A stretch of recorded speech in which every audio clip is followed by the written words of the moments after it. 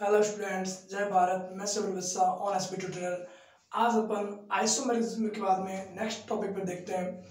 आज अपन general organic chemistry शुरू करेंगे। General organic chemistry, general organic chemistry. इससे पहले अपन ये देखते हैं कि मीन्स कोई भी ऑर्गेनिक रिएक्शन होती क्या है। ऑर्गेनिक रिएक्शन मीन्स क्या होता है उसमें। तो ध्यान रखना हमेशा बच्चों, ऑर्गेनिक रिएक्शन में क्या होता है कि ओल्ड बॉन्ड्स ब्रेक होते हैं, न्यू बॉन्ड फॉर्मेशन होते हैं। कैसे? जैसे मान लो मेरे पास कोई भी कंपाउंड है, जैसे एल्किल क्लोराइड है, इसकी मैं रिएक्शन करवाऊंगा KOH से, तो यहाँ पे ये बॉन्ड ब्रेक होता है, ये बॉन्ड ब्रेक होता है, तो कंपाउंड बनता है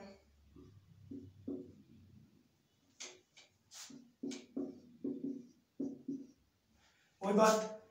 क्लोरीन की EN ज्यादा है तो इस पर माइनस, कार्बन की EN कम होती है इस पर आता है प्लस। बताइए आपको EN डिफरेंस में चार्ज आता है। यहाँ पे पोटेशियम का EN कम है, मीन्स ये तो आयनिक कंपाउंड है तो टूटेगा K प्लस O माइनस। ध्यान रखना, जो भी कैटायन होता है उसको बोलते हैं इलेक्ट्रोफाइल, एनायन होता है उसको बोलते हैं न्यूक्लियोफाइल। एक चीज और ध्यान रखना, कोई भी ऑर्गेनिक रिएक्शन होती है उसमें जो रिएक्टेंट में जो ऑर्गेनिक कंपाउंड होता है उसको बोलते हैं सबस्ट्रेट,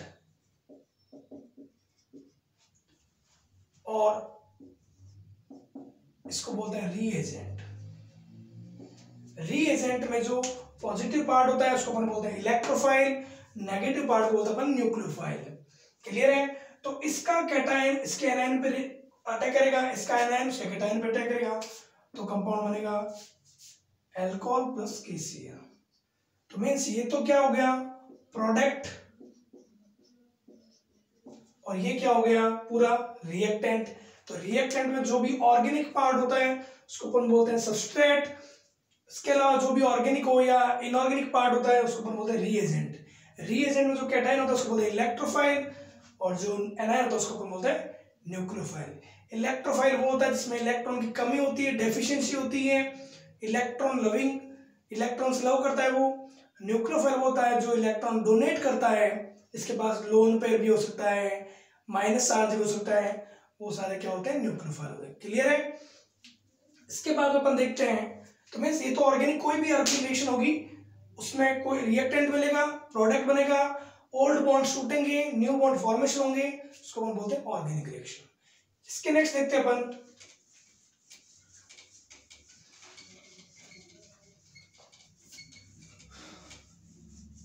कोई भी ऑर्गेनिक रिएक्शन हो उसका अपन जो स्टेप बाय स्टेप जो भी एक्सप्लेनेशन करते हैं उसको अपन बोलते हैं मैकेनिज्म। क्या बोलते हैं? मैकेनिज्म। स्टेप बाय स्टेप, जैसे मान लो चेन इनिशिएशन स्टेप होता है, इलॉन्गेशन स्टेप होता है, टर्मिनेशन स्टेप होता है। तो मीन्स स्टेप बाय स्टेप जो भी अपन एक्सप्लेनेशन करते हैं उसको बोलते हैं अपन मैकेनिज्म।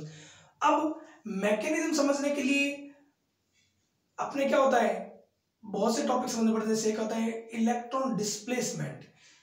कोवेलेंट बॉन्ड है, कोवेलेंट बॉन्ड ब्रेक होगा, तो ब्रेक होगा तो क्या होगा, इलेक्ट्रॉन का ट्रांसफर होगा। तो ध्यान रखना,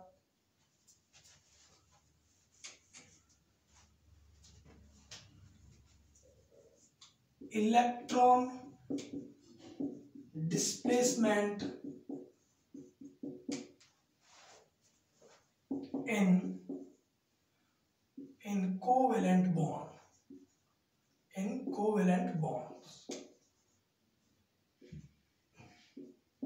ऐसा भी बोल सकते हैं electron displacement method in covalent bond. कौन कौन से होते हैं इसमें ध्यान रखना। अपन सबसे पहले एक पढ़ेंगे, वो पढ़ेंगे inductive effect. Inductive effect Hindi में इसको बोलते हैं प्रेरणिक प्रभाव। प्रेरणिक प्रभाव कि मीन्स इसमें अपन देखेंगे भाई, इलेक्ट्रॉन का वही बात, इलेक्ट्रॉन का ट्रांसफर होगा तो इंडक्शन होता है, चार्ज का इंडक्शन होता है, इसलिए इसको बोलते हैं inductive effect. Plus and minus, sigma electron का इसमें पार्शियल डिस्प्लेसमेंट होता है, अभी एक्सप्लेन करूंगा पूरा। एक अपने आएगा M effect, mesomeric effect. Resonance भी बोलते हैं इसको, resonance. And third H effect, या इसको बोलते हैं hyper conjugation, hyper conjugation Hindi में बोलते हैं अति संयुग्मन, अति संयुग्मन। तो ये अपने को इलेक्ट्रॉन डिस्प्लेसमेंट मेथड मतलब पढ़ने एक और इफेक्ट होता है ई इफेक्ट, इलेक्ट्रोमेरिक इफेक्ट। ये अस्थायी प्रभाव होता है, पर ये टेम्पररी होता है, और ये तीनों क्या होते हैं, परमानेंट इफेक्ट होते हैं, परमानेंट। क्लियर है? तो इसके बारे में अपन पढ़ते हैं, इंडक्टिव इफेक्ट सबसे पहले पढ़ते हैं, क्योंकि ये अपने को आएगा तो अपन इसका जो एप्लीकेशन होता है, एसिडिक ऑर्डर, बेसिक ऑर्डर, उनके क्वेश्चन आते हैं स्टेबिलिटी के लिए। देखते हैं अभी सबसे पहले अपन देखते हैं प्रेरणिक प्रभाव।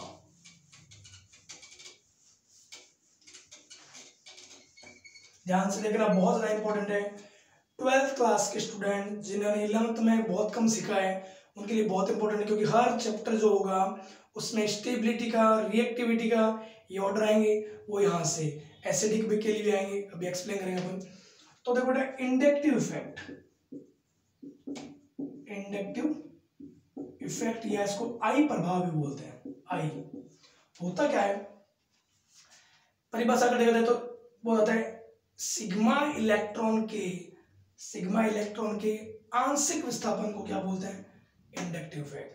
Partial displacement of sigma electron. जैसे मान लो ये दो टाइप के होते हैं, एक होता है प्लस आई, एक होता है माइनस आई। अब माइनस आई कब होता है, प्लस आई कब होता है, ध्यान रखना। ऑर्गेनिक केमिस्ट्री है तो कार्बन पर डिपेंड, हाइड्रोकार्बन डिपेंड है।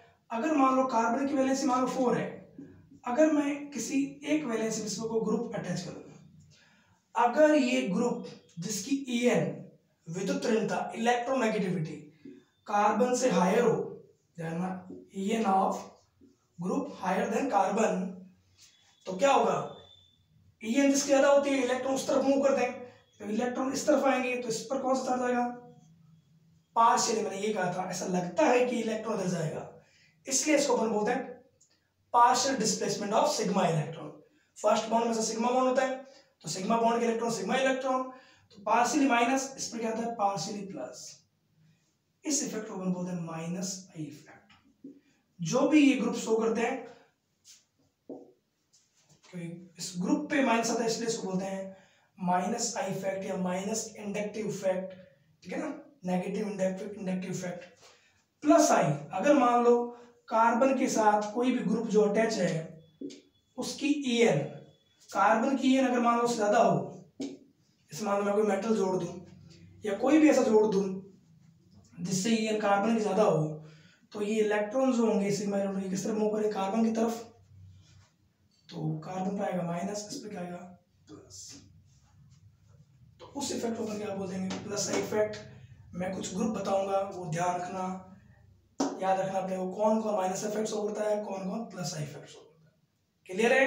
वापस बताता हूं, इंडक्टिव इफेक्ट की डेफिनेशन क्या होती है, सिग्मा इलेक्ट्रॉन के आंशिक विस्थापन को प्रेरणिक प्रभाव कहते हैं।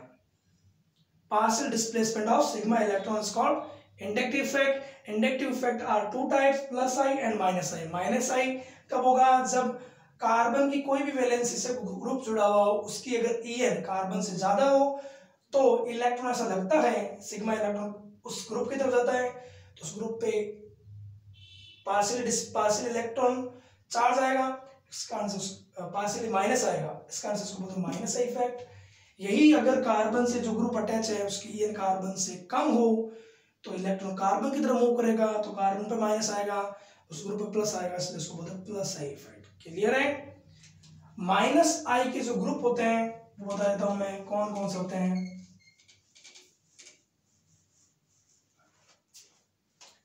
ध्यान रखना कुछ important group, OR2 plus, NR3 plus, NH3 plus, NO2, CN, SO3H, acid, aldehyde and ketone. फिर हेलोजन आ जाएंगे, means fluorine chlorine bromine iodine, फिर OR आ जाएगा, OH आ जाएगा, NH2 आ जाएगा, फिर आपका आ जाएगा फेनिल इन आइन। इसके अब ट्रिक बता सकता हूं आपको याद करने के लिए। और उन 3 नारियों से नो सुनकर सॉरी बोल आए एसिड एल्डिहाइड कीटोन, फिर कल बाहर आई और एल्कोहल की नाची फेनिल इन आइन। तो ये ट्रिक याद रख लेना। और उन 3 नारियों से नो सुनकर सॉरी बोल आए एसिड एल्डिहाइड कीटोन, फिर कल बाहर आई और एल्कोहल की नाची फेनिल इन आइन। ये ग्रुप का आपको अगर ऑर्डर पता रहेगा तो अगर मान लो कई बार आपको ऑर्डर के ही क्वेश्चन आएंगे तो आपको पता रहेगा कि माइनस आई इसके साथ है। क्लियर है? प्लस आई तुम्हें कब मिलेगा जाना, जब ये ग्रुप अटैच हो। O माइनस सबसे ज्यादा इसका प्लस आई होता है, आपको CO माइनस मिल जाए या 3 डिग्री एल्किल ग्रुप मिल जाए, ध्यान रखना 3 डिग्री एल्किल ग्रुप उसका सबसे ज्यादा, फिर 2 डिग्री ग्रुप मिल जाए। डिग्री हमेशा ध्यान रखना, जो कार्बन जितने कार्बन से अटैच होता है, जैसे ये कार्बन 3 से अटैच है 3 डिग्री, 2 से अटैच है 2 डिग्री, इसके बाद में हो जाएगा आपके एथिल का, और उसके बाद में आपका आ जाएगा मैथिल का। CH जाना, CH बॉन्ड का आई इफेक्ट शून्य होता है, आई इफेक्ट शून्य होता है। क्लियर है? तो प्लस आई एंड माइनस आई। अब मैं आपको इसके एप्लीकेशन बताता हूं कि ये यूज कैसे आते हैं, देखते हैं। ठीक है ना? स्क्रीनशॉट लेना हो तो ले सकते हो आप।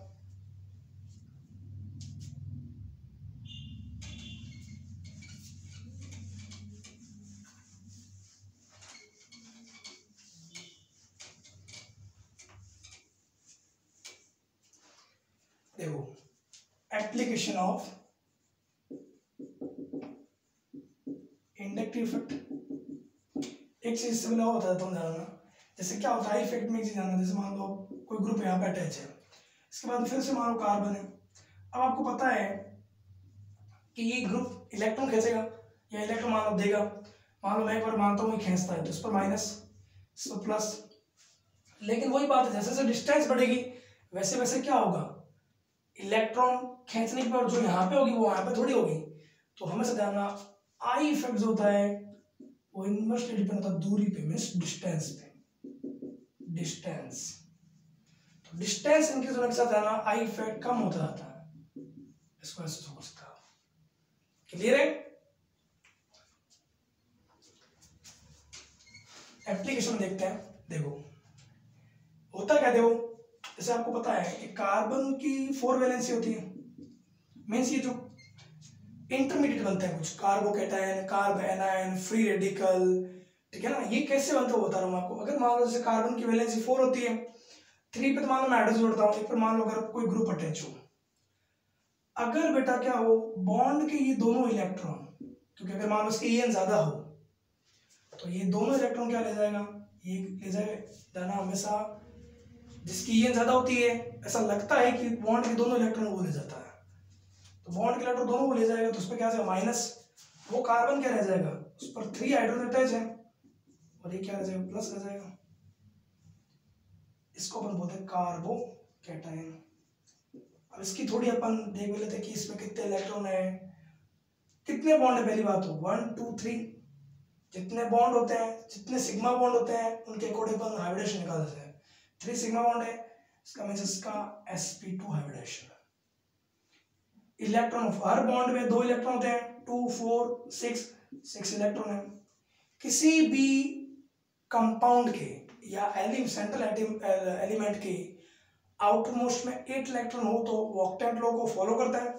यहाँ पे बेटा कितना है 2 4 6 है, तो इसका मींस क्या है इनकम्प्लीट ऑक्टेंट, इसका इनकम्प्लीट ऑक्टेंट है बेटा इसका।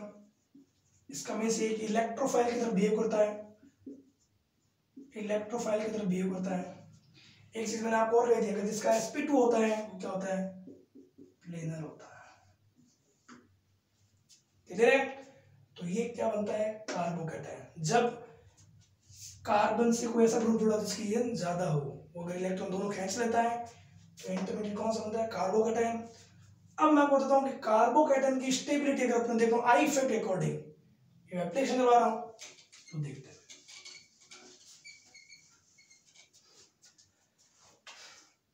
जैसे बेटा क्या होता है, एक रिएक्शन आती है, हेलोजन चैप्टर में आती है, चैप्टर पढ़ेंगे तभी बताऊंगा, अभी बता रहा हूँ।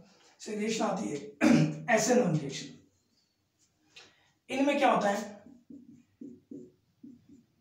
एल्किल क्लोराइड की रिएक्शन अगर मान लो KOH से करवाएंगे तो वहां पे 2 स्टेप में रिएक्शन होती है। फर्स्ट स्टेप ये होता है कि उसका इंटरमीडिएट बनता है। इंटरमीडिएट कौन सा बनता है, ये क्लोरीन जो होता है मीन्स यहाँ से मीन्स कार्बोकैटायन बनता है। फर्स्ट स्टेप में इंटरमीडिएट बनता है। अब ये 3 डिग्री है, 3 डिग्री कार्बोकैटायन बन जाएगा। अब तुम खुद सोचो, ठीक है ना, और साथ में अंदर Cl माइनस, ये रिएजेंट टू किसमें Ka प्लस OH माइनस। तो फर्स्ट स्टेप में तो यही होता है उसकी formation of intermediate. Second step में फिर क्या होता है, ये जो न्यूक्लियोफाइल होता है ये अटैक करता है यहाँ पे, ठीक है ना, तो फिर ये एल्किल क्लोराइड से अल्कोहल बनता है। अपने यहाँ पे बात करनी है आई इफेक्ट के अकॉर्डिंग स्टेबिलिटी की, ठीक है ना।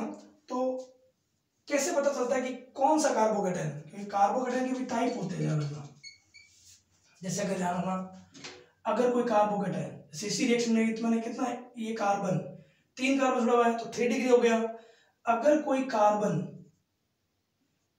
1 से जुड़ा होता, 1 कार्बन से, तो कार्बन कौन सा होता, 1 डिग्री। अगर कोई कार्बन 2 कार्बन से अटैच होता तो कार्बोकैटायन कौन सा, 2 डिग्री। और अगर कोई कार्बन 3 से अटैच होता तो कितना होता है, 3 डिग्री। अब अपने को ये देखना है कि इन तीनों कार्बोकैटायन में से ज्यादा स्टेबल कौन सा है। तो हमेशा एक चीज याद रखना, स्टेबिलिटी केमिस्ट्री में जब भी देखनी हो हमेशा ध्यान रखना, stability inversely depend on energy. और एनर्जी फिजिक्स के according energy equal to proportion होता है Q1 Q2, मीन्स चार्ज का प्रोपोर्शन होता है। तो स्टेबिलिटी चार्ज के क्या हो जाएगी, इनवर्सली। अब यहाँ पे देखो, यहाँ पे प्लस चार्ज है, प्लस आई इफेक्ट वाला मैंने अभी क्या कहा पीछे, प्लस आई इफेक्ट कब होता है, जब मान लो कार्बन से कोई भी ग्रुप अटैच हो, वो क्या हो, उसकी ईएन कार्बन से कम हो तो ये इलेक्ट्रॉन देता है। क्लियर है? तो यहाँ पे मैंने मैथिल एथिल जो बताए थे उनका प्लस आई इफेक्ट बताया था। तो ये प्लस आई इफेक्ट के कारण क्या होता है, इलेक्ट्रॉन डोनेट करता है। पहले से प्लस चार्ज है, इलेक्ट्रॉन देगा तो चार्ज को कम करेगा। यहाँ पे इस प्लस को कम करने वाले कितने हैं, 2 है। यहाँ पे प्लस को कम करने वाले कितने हैं, 3 है। तो प्लस चार्ज को माइनस में से इलेक्ट्रॉन देके ये चार्ज को कम करेंगे। जब चार्ज कम होगा तो एनर्जी कम होगी, एनर्जी कम होगी तो स्टेबिलिटी ज्यादा होगी, तो स्टेबिलिटी ऑर्डर इंक्रीजिंग होगा। मीन्स कार्बोकैटायन जिस भी रिएक्शन में बने तो ध्यान रखना उसका जो स्टेबिलिटी ऑर्डर है इंटरमीडिएट का, वो 3 डिग्री 2 डिग्री एंड 1 डिग्री। जो मैंने अभी आपको पीछे कहा था SN1 रिएक्शन, उसमें इंटरमीडिएट कार्बोकैटायन ही बनता है। तो वहां पे भी इंटरमीडिएट के स्टेबिलिटी ऑर्डर ये होता है। और हमेशा ध्यान रखना, रेट ऑफ रिएक्शन प्रोपोर्शनल होती है stability of intermediate. Intermediate means किसी भी रिएक्शन की जो रेट ऑफ रिएक्शन मतलब वो अभिक्रिया कितनी गति से हो रही है, कितने वेग से हो रही है, कितनी वेलोसिटी से हो रही है, वो डिपेंड करती है उसका जो इंटरमीडिएट है वो कितना स्टेबल है। तो SN1 रिएक्शन में 3 डिग्री कार्बन ज्यादा स्टेबल होता है, तो उसमें फिर रिएक्टिविटी ऑर्डर भी क्या होता है, 3 डिग्री 2 डिग्री 1 डिग्री। तो मैंने आई इफेक्ट का सारा लेके, प्लस आई इफेक्ट का सारा लेके आपको ये बता दिया। क्लियर है? सेम देखो, अगर मान लो यही क्या होता, एक चीज और ध्यान रखना, जैसे मान लो मैंने कहा आपको कार्बन में जो Z ग्रुप अटैच हो उसकी En क्या हो, कार्बन से कम हो, तो इलेक्ट्रॉन कौन देगा, ये देगा, और कार्बन पे क्या आएगा, माइनस, ठीक है ना, माइनस आ जाएगा। तो माइनस आएगा मीन्स क्या है, कार्बन से हाइड्रोजन तो बॉन्डेड ही है, पर से ये दोनों इलेक्ट्रॉन भी कार्बन ले लेता है, ठीक है ना, और ये 2 इलेक्ट्रॉन में से लोन पे होता है, लोन पे इक्वल होता है, तो यहाँ पे हाइब्रिडेशन क्या होता है, 3 तो सिग्मा बॉन्ड प्लस 1 लोन पे है, मीन्स क्या हो गया, sp3, पहली बात है sp3 जो होते हैं वो होते हैं नॉन प्लेनर। ऑक्टेंट भी इसका कंप्लीट है, 2 4 6 और 2 इलेक्ट्रॉन, ये तो ये 8 इलेक्ट्रॉन है। ऑक्टेंट पूरा है तो ये किसी को डोनेट कर सकता है, तो ये किसकी तरह बिहेव करता है, न्यूक्लियोफाइल की तरह बिहेव करता है, क्लियर है। तो ये क्या, इसको अपन कार्बन माइनस है, इसको अपन बोलते हैं कार्ब एनायन, कार्ब एनायन बोलते हैं, क्लियर है। अब कार्ब एनायन की भी अपन आई इफेक्ट से देख लेते हैं कि स्टेबिलिटी कैसे देखते हैं, तो मैं सेम वैसे के वैसे ही बनाता हूं, देखते हैं। अगर मैं आपको ये कहूं, देखो ये कार्बन माइनस को बोलते कार्बन एनायन, ठीक है ना, इससे मैं अगर अटैच करता हूं किसको, 1 कार्बन को, तो ये 1 डिग्री कार्बन हो गया। यही मैं क्या करूं, इस कार्बन से 2 कार्बन को अटैच कर दूं, 2 डिग्री कार्बन हो गया। यही मैं क्या करूं, कार्बन से 3 कार्बन को अटैच कर दूं, तो 3 डिग्री कार्बन हो गया। अब यहां पे पहले से माइनस चार्ज है, CH3 का क्या होता है, प्लस आई इफेक्ट, ये भी CH3 का क्या होता है, प्लस आई इफेक्ट, यहाँ पे 2 है प्लस आई इफेक्ट, ये भी प्लस आई इफेक्ट, पहले से माइनस, उस पर इलेक्ट्रॉन मिल हो रहे हैं, तो माइनस माइनस चार्ज इंक्रीज होगा, तो चार्ज इंक्रीज होगा तो आपको पता है एनर्जी इंक्रीज होगी, तो स्टेबिलिटी क्या होगी, डिक्रीज हो जाएगी।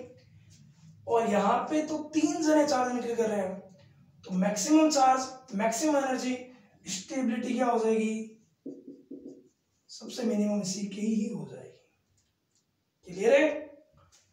तो सबसे ज्यादा स्टेबिलिटी किसकी, इसकी। तो जिस भी रिएक्शन में कार्ब एनायन बने,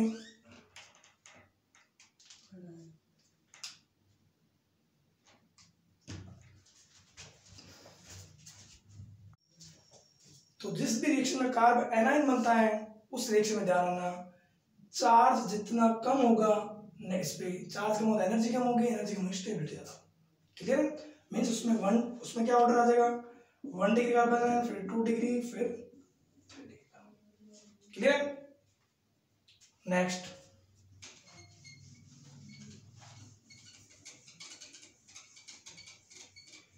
यही अपने को क्या करना हो, एसिडिक ऑर्डर देखना हो, तो हमेशा एक चीज जानना, acidic strength proportional to minus I effect inversely depend होता है प्लस आई इफेक्ट। कैसे, बताता हूं। एसिडिक अगर अपना देखना होता है, ध्यान रखना, एक चीज ध्यान रखना, जिस एसिड का conjugate base more stable, acid is more acidic,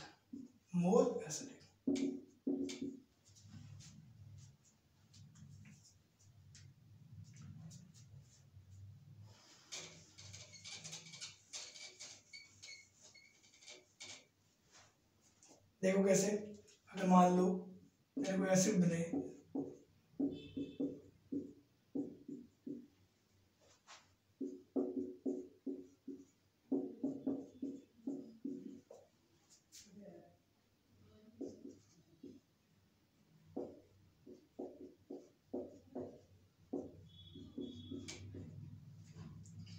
अब इस केस में देखते हैं, जैसे आपको एक एसिटिक एसिड का एरिया है, उसमें हाइड्रोजन को रिप्लेस करके फ्लोरीन क्लोरीन एनओ को अटैच किया हो।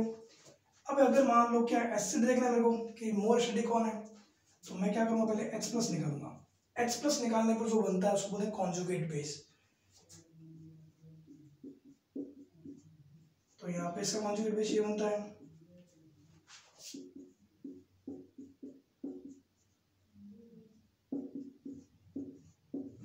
कॉन्जुगेट ये बनता है,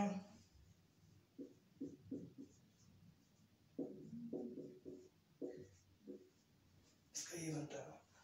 अब कॉन्जुगेट बेस में इनका इफेक्ट क्या था, इसका भी माइनस आई था, अपने ऑर्डर देखा था, इसका भी माइनस आई था और इसका भी माइनस आई था, लेकिन जब आपने ऑर्डर देखा था उसमें NO2 का माइनस आई इफेक्ट क्या ज़्यादा था, तो माइनस को इसका माइनस आई इफेक्ट ज़्यादा है तो इलेक्ट्रॉन ज़्यादा खींचेगा, तो खुद पे क्या लाएगा, माइनस ज़्यादा इंड्यूस करेगा, इस पर क्या लाएगा, प्लस इंड्यूस ज़्यादा करेगा, तो चार्ज माइनस चार्ज को कम करेगा, चार्ज कम एनर्जी कम, एनर्जी कम स्टेबिलिटी ज़्यादा। तो जिस कॉन्जुगेट बेस की स्टेबिलिटी ज़्यादा होगी वो क्या होगा, मोर एसिडिक हो जाएगा। क्लियर है, मोर एसिडिक, मोर एसिडिक, ये लेस एसिडिक हो जाएगा। क्लियर है, तो अपने को एसिडिक ऑर्डर में देखना हो तो मोस्टली ध्यान रखना, अपने को ये देखना है जो कॉन्जुगेट बेस मोर स्टेबल होता है उसकी एसिडिक ऑर्डर सबसे ज़्यादा होता है। वो आपको कैसे देखना बता दिया मैंने, पहले H+ निकाल लो, H+ निकालने पर जो भी बनता है किसी में भी वो उसका कॉन्जुगेट बेस बनता है।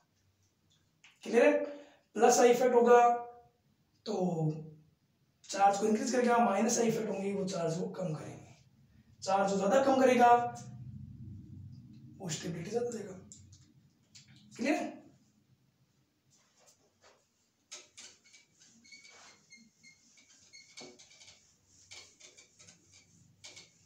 तो ये था आई इफेक्ट के बारे में। नेक्स्ट अपन देखेंगे एम इफेक्ट के बारे में। एम इफेक्ट, एम इफेक्ट या mesomeric effect, mesomeric effect definition बोल सकते हो उसकी, complete transfer of pi electron is called M effect, mesomeric effect, resonance. Complete transfer of pi electron, उसमें क्या था, पार्शियली, आई इफेक्ट में था partially transfer of sigma electron. ठीक है ना, देखते भी इसमें कैसे, जैसे बेंजीन है,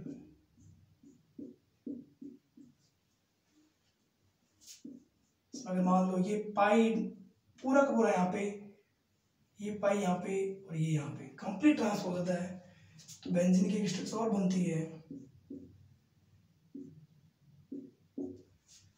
ये दोनों आइडेंटिकल ही है। ठीक है ना, दोनों एथेनेटिक स्ट्रक्चर है बेंजीन के। क्लियर है, तो ये जो पाई बॉन्ड में कंप्लीट ट्रांसफर होता है इसको अपन क्या बोलते हैं, रेजोनेंस बोलते हैं। अब यहाँ पे जैसे क्या होता है, कार्बन डबल बॉन्ड, कार्बन की जो बॉन्ड लेंथ होती है वो होती है 1.34 एंगस्ट्रॉम, और कार्बन सिंगल बॉन्ड की कितनी होती है 1.54 एंगस्ट्रॉम। बट रेजोनेंस के कारण सारे कार्बन जो होती है उनकी बॉन्ड लेंथ सेम रहती है, कितनी 1.39 एंगस्ट्रॉम, बेंजीन की सारे बॉन्ड की। क्लियर है, रेजोनेंस के लिए कंडीशन क्या होनी चाहिए, कि मीन्स आप कब कह सकते हो कि इस कंपाउंड में रेजोनेंस होगा, तो वो ध्यान रखना जब भी आपको क्या मिले, अल्टरनेट डबल बॉन्ड मिले, जैसे अगर मान लो आपको ऐसा कंपाउंड मिले CH डबल बॉन्ड CH, ये मिलता है डबल सिंगल डबल, तो इनमें फिर क्या होगा, डबल बॉन्ड का ट्रांसफर होगा, डबल बॉन्ड ट्रांसफर होगा तो क्या बनेगा, जो डबल बॉन्ड जो इलेक्ट्रॉन बनेगा तो प्लस आता है, जो इलेक्ट्रॉन एक्सेप्ट करता है माइनस आता है। दोबारा ये बन सकता है कैसे, ये माइनस वापस क्या आए, ये यहाँ आए और ये यहाँ पे आए, तो वापस कौन सी शक्ल बन जाएगी। क्लियर है, तो ये रेजोनेंस के कारण होगा, डबल सिंगल डबल अल्टरनेट मिलना चाहिए, या आपको क्या मिलना चाहिए,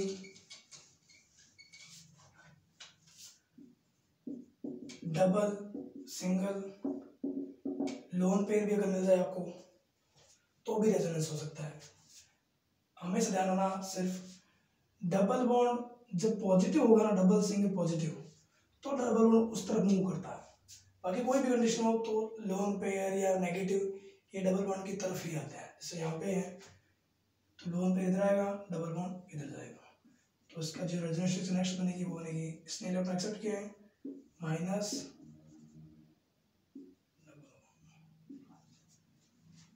क्लियर है, तो ये रेजोनेटिव स्ट्रक्चर बनती है।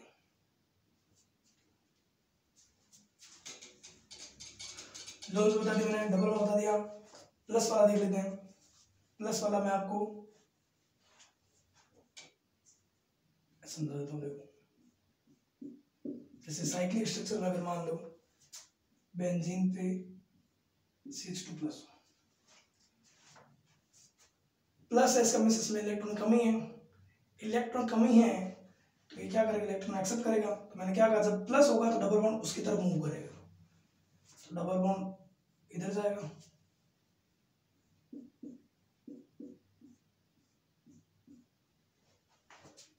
इसने डोनेट किया है तो इस पर बताएगा प्लस,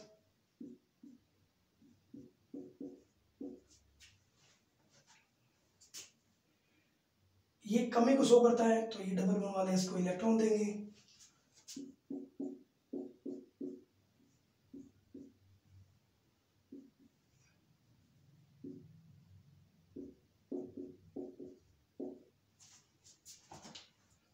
इस प्लस को फिर ये देगा। ये सारे जो बन रही है इलेक्ट्रॉन पाई बॉन्ड के ट्रांसफर से सारे इसके रेजोनेटिव स्ट्रक्चर बनती है, ठीक है ना। एक पूरा जो किसी भी स्ट्रक्चर होती है उसकी सारी रेजोनेटिव स्ट्रक्चर को मिला के उस कंपाउंड कहा जाता है। वो सारी स्ट्रक्चर मिलके उसको एक्सप्लेन करती है कि इसमें कहाँ पे माइनस आता है, कहाँ पे प्लस आता है। माइनस जहाँ पे आता है वहाँ पे इलेक्ट्रॉन डेंसिटी ज़्यादा होती है, प्लस जहाँ पे आता है वहाँ पे इलेक्ट्रॉन डेंसिटी कम होती है। तो जैसे इसने डोनेट किया है तो यहाँ पे डबल बॉन्ड आ जाएगा प्लस,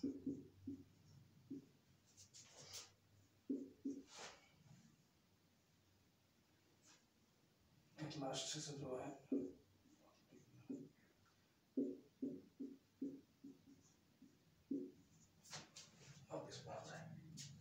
डबल बॉन्ड देख लो, पहले यहाँ पे था अब यहाँ पे नहीं है, यहाँ पे नहीं था अब यहाँ पे। तो डबल बॉन्ड का एक साइकिल में ट्रांसफर हो रहा है, साइक्लिक ट्रांसफर हो रहा है, इसलिए इसको बोलते हैं साइक्लिक रेजोनेंस।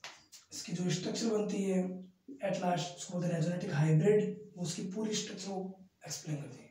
डबल बॉन्ड का पूरे में ट्रांसफर हो रहा है इसलिए इसको इस तरह से रिप्रेजेंट करते हैं। कहाँ कहाँ प्लस आ रहा है, यहाँ पे भी आ रहा है, यहाँ पे ऑर्थो पे आ रहा है, पैरा पे आ रहा है, फिर ऑर्थो पे आ रहा है। तो चार्ज को डिस्ट्रीब्यूशन कैसे करते हैं,